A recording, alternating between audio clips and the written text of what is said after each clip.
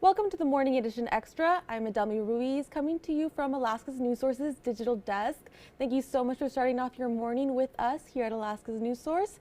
Our top story. It was remarkable. And that was played a little bit early. My apologies. So the introduction to this story. The collapse of an oil rig on Friday has prompted new questions about investigating the incident and what it means for Alaska's oil industry. As of Monday, the rig is still where it fell. Joe Allgood spoke with officials and industry experts and shares with us what he learned. It was remarkable, the engineering feat of building of the beast. And there were no corners ever cut. The Beast, as many called it, the largest mobile oil rig on the continent, now lying on the Arctic tundra. It was a sad day, bad day for everybody involved and everybody who's been involved. Because I've talked to many guys that also helped me build it, and they're all sad to see it go like that because we took a lot of pride in our work and building that. To get an idea of how tall Doyon 26 is, here's a comparison to the average American school bus, equivalent to just under 5 buses stacked end to end. A report from the Alaska Department of Environmental Conservation said the rig was carrying 4,000 gallons of diesel 30 minutes prior to tipping over, in addition to hydraulic oil and ethylene glycol. There is confirmation that there has been diesel to the tundra, so trying to get an assessment of that, where that may have gone, and putting plans into place to minimize any spread of it and looking for the most appropriate tactics in order to contain it and pick it up. The DEC confirmed an investigation will be conducted. I don't think anything this high has took over before, but there have been significantly more environmentally damaging leaks from the pipeline or other equipment. Most importantly, and fortunately, there was no loss of life. As for the industry, well, sure, it's a setback. I mean, losing the services of a multi-million-dollar piece of equipment and paying the bills is a setback.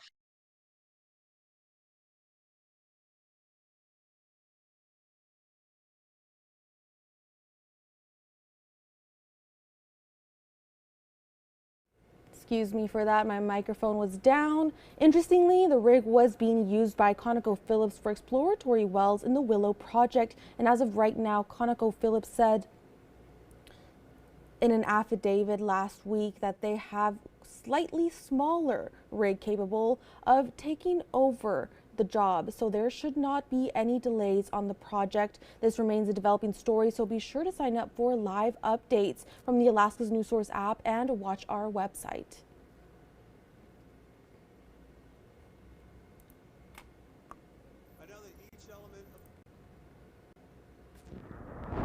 In capital coverage, Governor Dunleavy introduced a proposal for Alaska's first ever statewide sales tax that would be 2% for most of the year and increase to 4% during summer tourist season. It came quietly on the Senate floor, introduced as a bill we're likely to hear a lot about, SB 226. Things like groceries, gas, electricity, and most retail purchases would be taxed, but other things like healthcare, prescriptions, and food bought with WIC or SNAP would be exempt. While the governor has not commented this week, last week during his State of the State address, he said this. I know that each element of the fiscal plan that I'll introduce will have its detractors. There'll be those that'll say it doesn't work. But the fact of the matter is, the numbers and the elements of the plan could work. And I'm open to ideas that'll improve the plan. But I believe we all can agree on one thing in this room. Alaskans today, tomorrow, and for years to come deserve our best efforts to fix this issue this year and put Alaska on a course to prosperity. In this plan, the permanent fund and the dividend would be protected.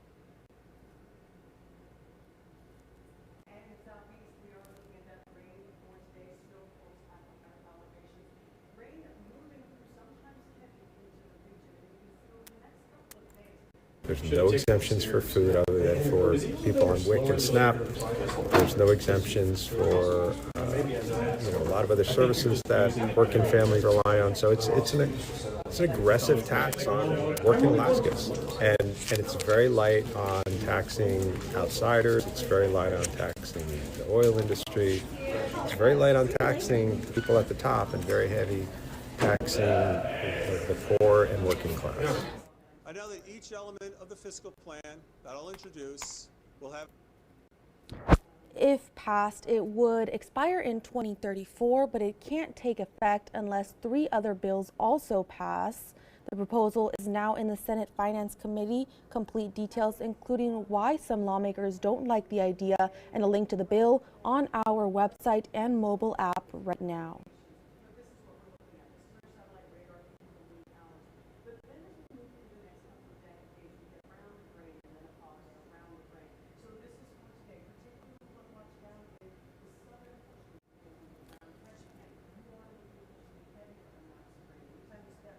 And Juneau lawmakers who oversee the Joint Armed Services Committee say they are still waiting on answers from leaders of Alaska's 11th Airborne Division following the fatal Border Patrol shooting of Alex Preddy, a VA nurse in Minneapolis Saturday.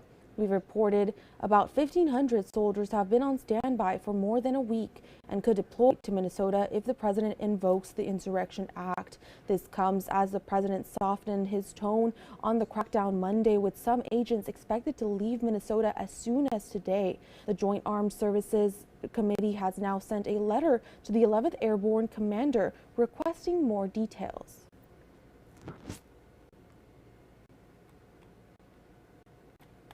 So out of the families that have the military, but we do have a concern about what happens to the families. So out of the families that have contacted my office, we're really concerned about their spouses, possibly being deployed within the U.S. in a very short time frame. So it's good knowledge to have, and I think that we owe it to our community. I think it raises fundamental questions about our constitutional rights. He has a Second Amendment right to have a weapon holstered. The fact that he was summarily executed on the streets of Minneapolis, I think it should disturb everyone who cares about the Second Amendment in this country. Across the aisle, Representative Jamie Allard sent her own letter to the division. She says the military doesn't have to respond to the legislature's request. Allard told us concerns about the videos are reasonable, but the investigators should finish their work before anyone draws conclusions.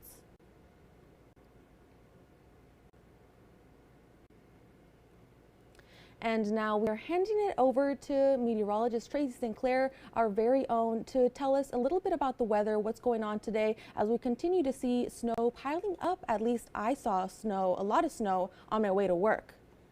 And you're going to see more. It is going to be pretty consistent throughout the day. In fact, we're going to see that heavier snow coming through by the afternoon. I'll step out of the way so you can see those big impacts that we've got coming through, and that is a first alert weather day for today in South Central. Snow moving throughout the day, even into the night. And then for you down in Southeast, also expecting to see some more snow or rain headed your direction. Pretty consistently, it's going to be rain down in Southeast, though at those higher elevations, you can expect to see a little bit of snow coming through. Temperatures across the state right now, 24 below in Utqiagvik, so still feeling those really cold temperatures. Fairbanks, 5 below, so warming up. You're going to see above zero highs for much of the week. McGrath at 14 below, and still seeing really, really cold temperatures in the Kuskokwim Valley, so be on the watch for that. 9 below right now in Bethel, 21 in Cold Bay. For the Fairbanks area, as I said, you are going to see temperatures in above zero. So for today, maybe not for today, we are going to still see those colder temperatures, but by the time we get to tomorrow, we're going to see some sunshine coming through, highs into the single digits, overnight lows even staying above zero then. But check it out, double digits for you on Thursday, though Friday we're back into single digits, but we do stay with partly cloudy to partly sunny skies through the end of the week into the weekend. Daytime highs above zero, overnight lows just dropping down a little bit. Now for the Anchorage area, this is what we've got going on. It's snow. It is snow throughout the region on the Kenai Peninsula through Seward all the way into Valdez. Looking at snow today. areas around Turnagain Pass, you could see up to 12 inches of snow. So we do have winter weather advisories. Watch for your travel. If you don't have to get out, this is one of those days where maybe you can stay in if you don't have to get out and about. Anchorage, Eagle River, the lower Matanuska Valley, all under winter weather advisories until 9 o'clock tonight, a possibility of 4 to 8 inches of snow. We've already seen 2 inches of snow coming down just since midnight. So we are well on our way to hitting that. Kenai Peninsula, again, 4 to 8 inches of snow, and then that Turnagain Pass up to 12 inches of snow possible coming through. This is what we're looking at. Now, we are focused mainly on the southern portion of the state because that is where those biggest impacts are being felt, and it's throughout South Central and down in Southeast. We've got snow in South Central. Coastal areas could see a mix of rain and snow. Southeast, for you, it is rain coming through today. Now, there is a little bit of a pause overnight where you get a break, but then you'll see the next round of rain moves in and it will continue to swing around. It's just that same pattern, dragging all that Gulf moisture into the southern areas of South Central, areas around the coast. So Seward, all the way down even to Homer, Whittier, Valdez, Cordova, likely to see some rain over the next couple of days. Snow today, but it turns to rain by the time we get to Thursday. And this is going to stick around Thursday and even into Friday to some extent. You'll continue to see that. And then Southeast, you're going to see another round of rain coming through on your Friday. So looking at our snow trends for the Anchorage area, and as we move through the day, these numbers get lower because we're already seeing some of that snow has moved through. But really, we have a possibility of, say, that 4 to 8 inches of snow. Most of the models are right in this range right here. And so I'm leaning probably close to about 5 inches of snow is where I think we're going to end up for the Anchorage area. Well, we have done it. It is officially the snowiest January on record. That is because we did get that 2 inches of snow since midnight. We're at 34.6 inches of snow. The previous record was 2000, and that was 34.4. So we've done it. Any more snow we get, we'll just add on, and we'll just get to see additional snow amounts. But again, watch out. We're under that first alert weather. Snow continues through the day, heavier snow than we saw yesterday, and still says likely. We definitely broke that record. For the Anchorage area, here's what we're looking at. Snow today, high temperatures only to about 22, and this is consistent throughout South Central in that you will likely see temperatures not cooling off a lot. Palmer, you're expected to hit a high of 19. Your low tonight is also expected to be 19 degrees. So don't expect a huge change overnight. What you can see, though, is a bit of a warm-up tomorrow, and that warm-up stays around. So we're going to see those mostly cloudy skies, maybe even a chance of a mixture of rain and snow tomorrow. It's not a lot if it comes down. Most of that snow will end today. And then we're going to move into mostly cloudy through the rest of the week and even into the weekend. Might get to see some sunshine coming through. Look for your high temperatures to stay into the upper 20s or upper 20s, overnight lows into about 20 degrees, even the upper teens. But I have to tell you, Adelmi, that's going to feel lovely and mild. And the good news is we're staying below that freezing mark because that's when we start getting into that slushy mess and icy mess. So good news, we get the snow and we should stay below freezing for most of the week. All right, thank you so much, Tracy, for that. And to continue the topic of snow, New Yorkers woke up to a deep blanket of snow this Monday morning, or yesterday Monday morning, with some cars nearly disappearing under drifts and only the tops of license plates visible, which is really rare for New York. While some city residents said the snowfall was, quote, much, too much, end quote, others seemed unfazed. Tens of millions of Americans were digging out on a bitterly cold Monday in the aftermath of a monster winter storm that dumped a foot of snow from New Mexico all the way to New England, paralyzing much of the eastern United States, scuttled thousands of flights, and caused widespread power outages from New York and Massachusetts to the Northeast to Texas and North Carolina in the South. Roads were frozen slick with ice and buried under often more than a foot of snow. In some southern states, residents faced winter conditions unseen for decades, with inch-thick ice bringing down trees and power lines. While the storm system was expected to drift away from the east coast into the Atlantic on Monday, a blast of Arctic air was rushing in from Canada behind it, prolonging sub-freezing temperatures for several more days, according to the National Weather Service.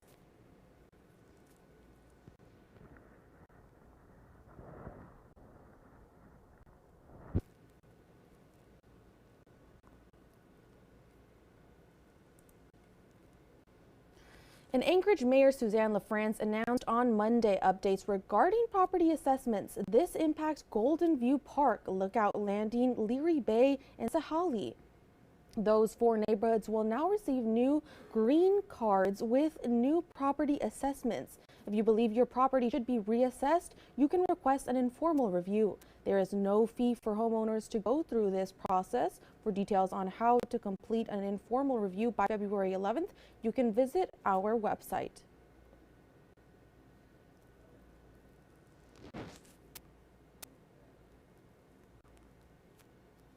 And a new recycling center is in the works in Fairbanks, one expected to expand the borough's capability to take in recycled materials. Borough Mayor Greer Hopkins is asking the Assembly this week to appropriate around $2.5 million to scope and design the project. He says the facility, which would replace the borough's current central recycling facility, would have more room for trucks and a better baler.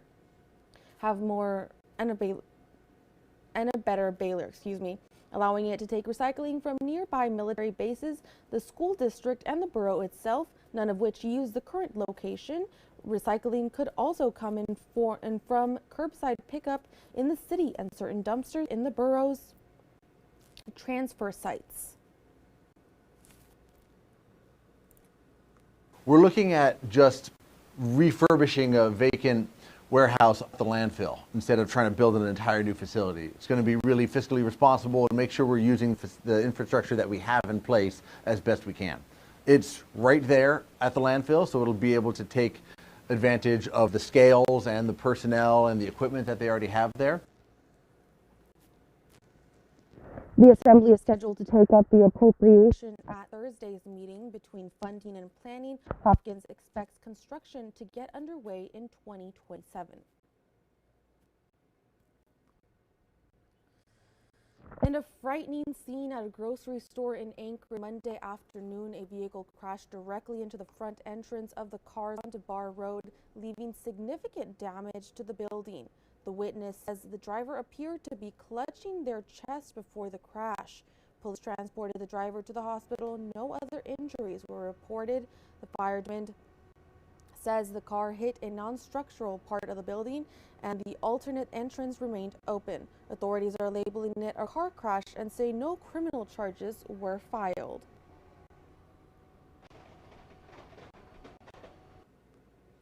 And a Soldotna teen is recovering after a fall of over 30 feet off a snow machine broke his back.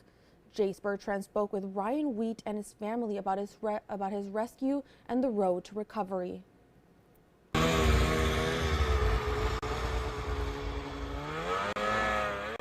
Ryan Wheat has had a love of snow machining since he was 5 years old.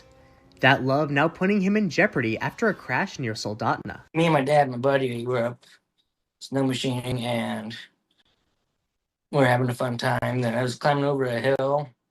I was planning to let off and coast down the other side of it, and when I got to the top of it, my track caught on a stump and it launched me about 15 foot up over the hill, and I fell about 35-40 feet. I didn't know how bad he was hurt. I was just hoping he kind of had the air knocked out of him or something, and that would probably gave it about 10 minutes and realized it was a little more severe. Ryan's father, Mike, says he called 911 using the SOS feature on his phone before waiting over 3 hours for a helicopter to medevac them to Providence, Alaska Medical Center in Anchorage. When I got the phone call, it was one of those phone calls that no mom ever wants to get. I called my friend to run me up to Anchorage and dropped everything I was doing, and she ran me up, and I was in contact with Alaska. Ryan broke his back in 4 places, forcing him to undergo surgery to have 14 screws and 2 rods put into his back. He has been able to get up so far and walk to the chair that's in the room here and sit down. So it's going to be slow and gradual, and we're hoping that he gets out of the hospital here on Friday. Family members have started a GoFundMe to help with medical costs. It's been great, all the support we've got from everyone and all the emails and texts and prayers. We're so thankful. We're thankful to have him with us here today. As for Ryan's love of snow machining, I'm ready to go as soon as they let me out of here.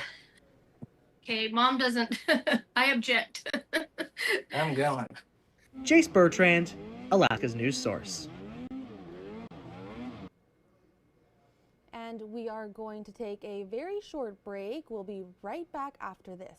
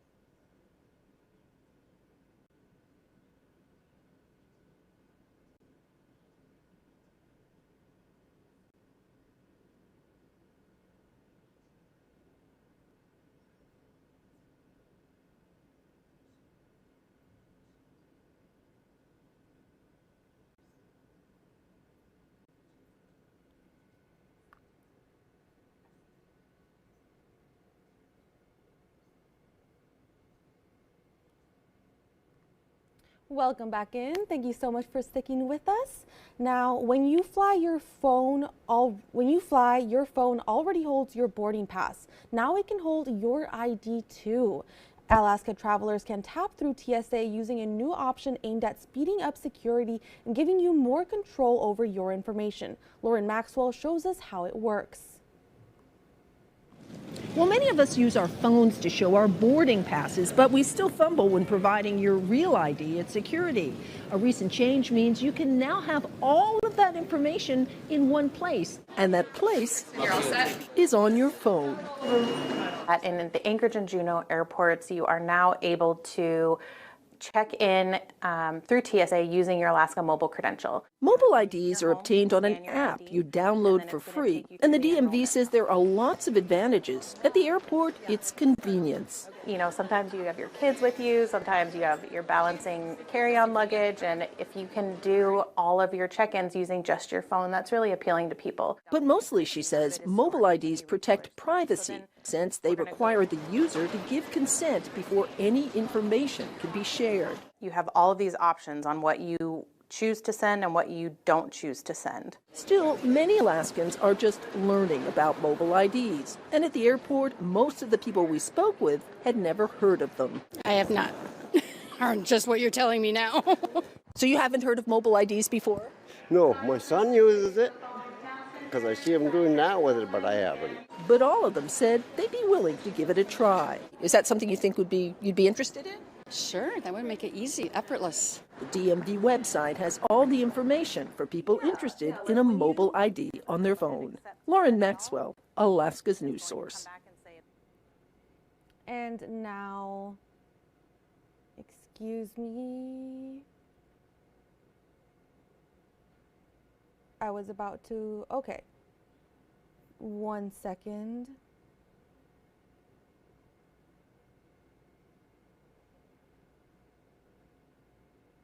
Okay. Affordability is the top issue for Americans. I apologize, I had the wrong script pulled up, but now the right one is up, so let's get going. Affordability is the top issue for Americans. It's something leaders in Washington have been trying to tackle for years. Washington correspondent Brian Henson speaks to lawmakers about what they're doing now to make your life more affordable. A new Bankrate survey finds just 30% of people have enough savings for an emergency expense of $1,000 or more. Here's what's making it tough for families. While the price on the shelves continues to go up, income remains relatively the same, according to the Department of Commerce. Over the course of the last year, costs have gone up on average $1,600 for every American household across the country.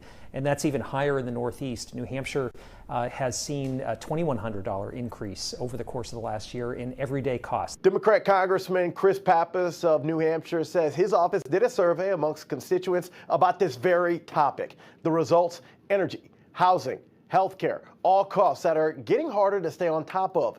He wants to make sure Washington is focused on the issue impacting Americans the most. I'm concerned because the administration and the president seems to be spiking the football in the end zone, saying inflation has been defeated and that affordability is a hoax.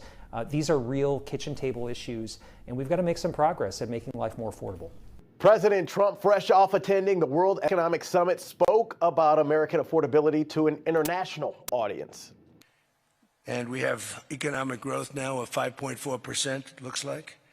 And I think that number can double and triple if we do the right things and if we change thinking so that if you announce good numbers, the markets... He is back on track. There are little things the White House believes will make a big difference in your life. I'm asking Congress to cap credit card interest rates at 10% for 1 year. Rep. Pappas asked Americans to remain hopeful and confident that Congress is working to make your life easier. Working on an infrastructure bill, and hopefully in our committee we'll see the successor to the bipartisan infrastructure law come to the floor. You know, all is not lost in terms of Washington being able to focus on. So here's one thing for certain: the White House and Congress need to work together if they want to solidify any major changes for the American economy. Reporting in Washington, I'm Ryan Henson.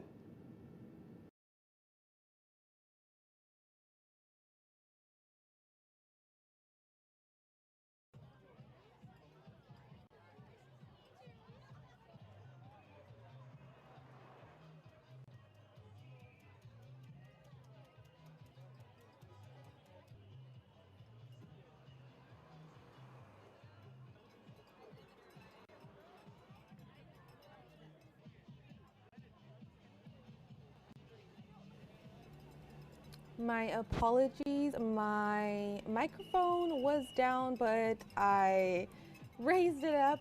Let's get going. More than 30,000 Kaiser Permanente nurses and other healthcare workers are on strike. They're hitting the picket lines at dozens of hospitals and hundreds of clinics across California and Hawaii, including this one in East Hollywood. Among their grievances against the HMO are unfair labor practices, failing to address staffing shortages, and timely access to patient care. Tired of trying to make a difference in our community, and no matter how great our department is or our local medical center, having executives at the highest level not listen to what we need to take care of our communities and take the money that our members are paying and invest it in things that do not put back into the communities we serve. Kaiser released a statement saying, in part, our focus remains on reaching agreements that recognize the vital contributions of our employees while ensuring high-quality, affordable care. We have proposed 21.5% wage increases, our strongest national bargaining offer ever, end quote. The U.S. and TikTok's Chinese parent company have officially finalized a deal that spins off the app's U.S. assets to a group of American investors. The transactions close now the transactions close now wraps up a long process that began with President Donald Trump in his first term. At the time, he vowed to ban the app over national security concerns.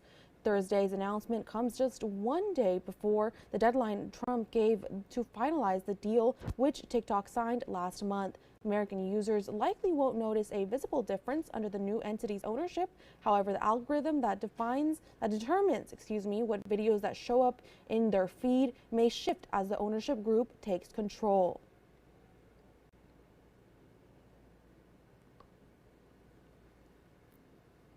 And still on the topic of the popular social media app TikTok, 3 tech giants are set to defend their impact on young people in a trial that starts Tuesday. A mother and daughter are suing TikTok, Meta, and YouTube. They allege the app's addictive features harmed the teens' mental health and led to self-harm. Many advocates, experts, and families say they have similar concerns. The tech companies say they've addressed those worries with new safety features and policies. This week's trial could impact more than 1,000 similar cases. Snap was named in the lawsuit also, but it settled last week.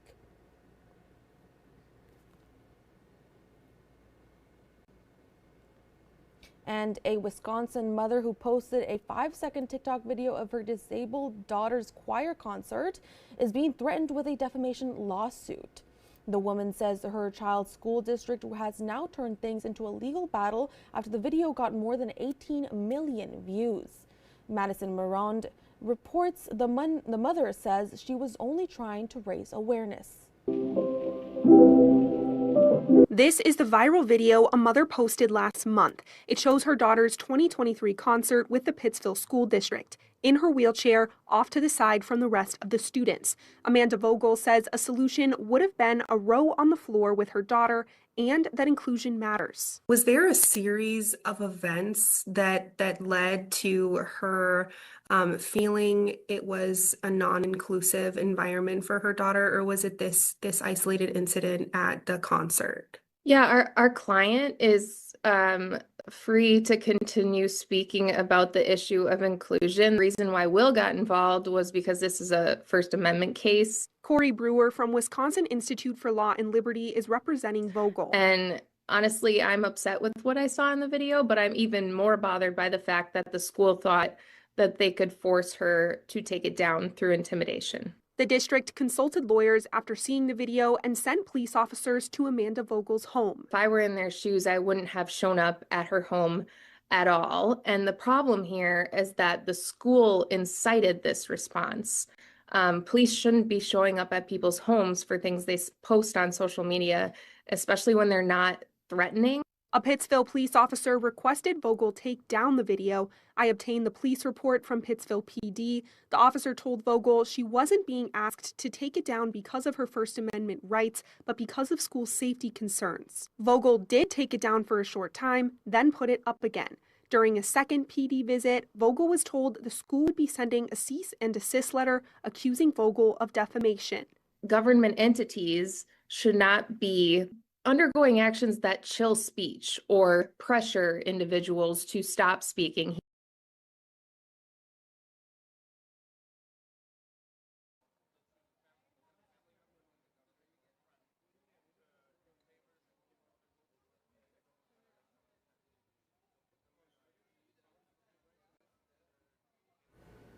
New research finds that higher lifetime alcohol consumption is associated with a higher risk of colorectal cancer risk. It also found that quitting drinking can lower your risk. The findings were published on Monday, January 26th by Wiley Online and Cancer, a peer-reviewed journal of the American Cancer Society. Current drinkers with an average lifetime alcohol intake of 14 drinks or more per week had a 25% higher risk of developing rectal cancer compared to people with a lifetime average of less than 1 drink per week.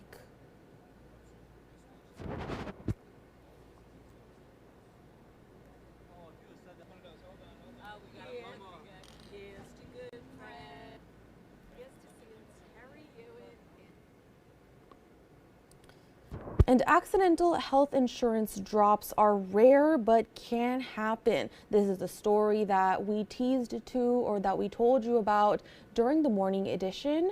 This is that story when accidental health insurance drops. It can mean unexpected bills and a fight to get your policy back. Our national investigative team found a case where a fallen firefighter's kids lost their coverage and explains what happens when insurance confusion complicates care. Jesse and I, we met actually through the fire department. I was a volunteer EMT and he was a volunteer firefighter with Prince George's County. A father, a husband, a firefighter. 3 roles Susie McCullough says her husband Jesse loved the most in life. He really liked helping people. McCullough's public service as a firefighter took a turn in 2017 when he was diagnosed with an aggressive form of colorectal cancer. It's considered for firefighters to be a job-related cancer. And so he was diagnosed at stage 4, so he was pretty much always considered most likely terminal. And he went through several months of chemo, he had surgery, he did some radiation, and then unfortunately in October of 2018, he passed away from the cancer.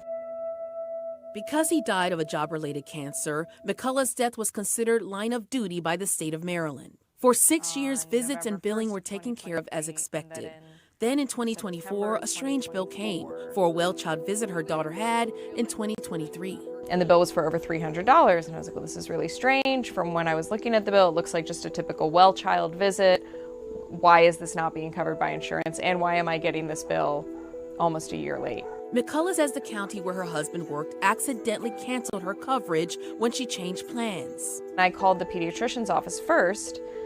They told me that Cigna, our health insurance, had paid the bill and then had rescinded the payment several months later. So I called Cigna, and Cigna told me that they had received notice from the HR department with Prince George's County that my daughters were no longer covered. McCullough immediately tried to get the situation taken care of, only to end up playing the middle person between the county's HR department and her insurance company. I'm a healthcare provider myself, and so I take very seriously the importance of having health insurance. I think, they sort of treated it as a general complaint or inquiry to HR. They said you can submit your request and it'll be processed in the order that we received it. And I said, no, but this is really important because right now my children don't have health insurance. And if something were to happen, if we were to get in a car accident tomorrow, they would not be covered. Oh, God, it's heartbreaking. Dr. Elizabeth Rosenthal, senior contributing editor at KFF Health News, a national newsroom that reports on how the healthcare system works. I mean, she's the widow of a firefighter. He died of job-related causes. And she was playing referee. That's a situation that so many of our patients are stuck in. Dr. Rosenthal knows this waiting period between accidental drops places families like McCullough's in a tough situation. I think it's a common problem, and people make mistakes, systems make mistakes, and they should be held responsible for them, not the patient. And this wasn't a huge bill, but nonetheless it was an unfair bill and an inaccurate bill. As for McCullough, she kept pushing for answers. Growing tired of the back and forth, she informed our partners at KFF Health News about her issue. Then the next time I talked to Cigna, I mentioned that I had done this, and then very shortly afterwards, the bill was paid. Oh, what a coincidence. Yeah. Prince George's County says they are not aware of any lapse in insurance coverage and could not discuss the family's personal benefits, but remains committed to honoring the service and sacrifice of families whose loved ones died in the line of duty. And even though her issue was resolved, McCullough knows how difficult navigating insurance can be. Thankfully, because I'm a healthcare provider, I have pretty good health literacy, and I was able to navigate all this, but it would have been really difficult to navigate if I did not have a healthcare background, or if I had difficulty reading, or if English was not my first language, or any multitude of things that would have made this impossible.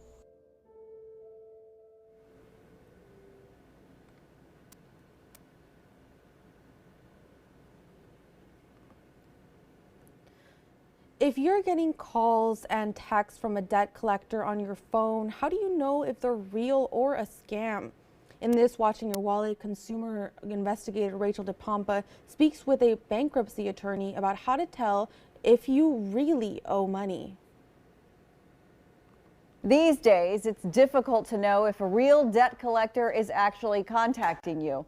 Leslie Tane, a debt relief attorney with years of experience, says there's so many robocalls and even artificial intelligence calls now, it can be confusing to know if you really do owe money. She says don't give them your social security number or bank account information. Instead, ask questions. If somebody's contacting you and you're not sure that that's a legitimate debt collector, ask them for their information, their full name, their contact phone number, the name of their company, if they have a file number, who the original creditor was. Remember that a debt collector is often collecting on behalf of. Tane says hang up the phone and check out the information they gave you before you call them back. Ask them to send you verifiable information in writing by U.S. mail. That way you can see if it's money you actually owe.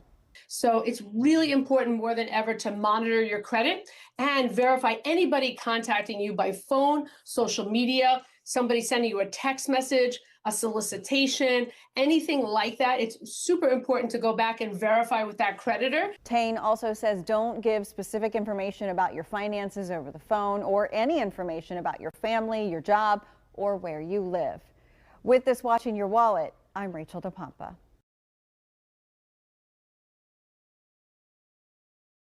These days, it's difficult to know. My apologies for that. Now, our own meteorologists here at home have been working around the clock to keep you informed and safe. We want to introduce you to a mini meteorologist in training, a mini-met. Olivia Herzberg shares the story of a daddy-daughter duo doing their part to keep their community informed. Reporting live, this is Hazel and Kristen. I just wanted to bounce on my trampoline. It seems like it's ice, and it's cracking! While most of Central Texas is staying inside and keeping warm during this winter storm, 7-year-old Hazel Ann Talbert is doing something quite different. She's out in the elements like us, reporting live on weather conditions from her backyard in Clifton, bundled up and ready to go. She is eager to get outside, bundle up, and tell the world how it is. So I'm bundled up with her, and she always outlasts me, reporting the weather as the daddy-daughter weather watchers, as we've started calling ourselves. And they've had some furry help along the way. Thank you, Teddy. Thank you, Teddy, for that live sports update. Now we go to Hazel Ann with our weather update. When Hazel Ann isn't out reporting, she and her family are doing a winter movie marathon and sipping hot chocolate. Her dad, Taylor, says Hazel Ann has always been an explorer at heart. He learned the word meteorologist today, but I won't speak for you, Hazel. Correct me if I'm wrong. She loved science in any shape or form and loves the outdoors. And so combining outdoors and science is the key. And I said, you know what? I think I know about a career for you, Even as an aspiring young meteorologist, Hazel Ann still has some questions about how weather works for the experts. I know snow is snow, but what is that made? Like, how does it be? I don't know. How does it just be? No. Just one way the Talberts are staying active and warm as Central Texas faces the winter storm. We'll keep you live and updated from the daddy-daughter weather team. Yeah. Reporting, I'm Olivia Herzberg, KWTX News 10. What a sweet story. Maybe we'll see her right here in the future. Who knows? Well, that wraps up the Morning Edition Extra for this Tuesday morning. Thank you so much for joining me and for joining us here, starting off your morning with Alaska's News Source. And have a wonderful rest of your day. We'll see you back here at noon. Have a good day.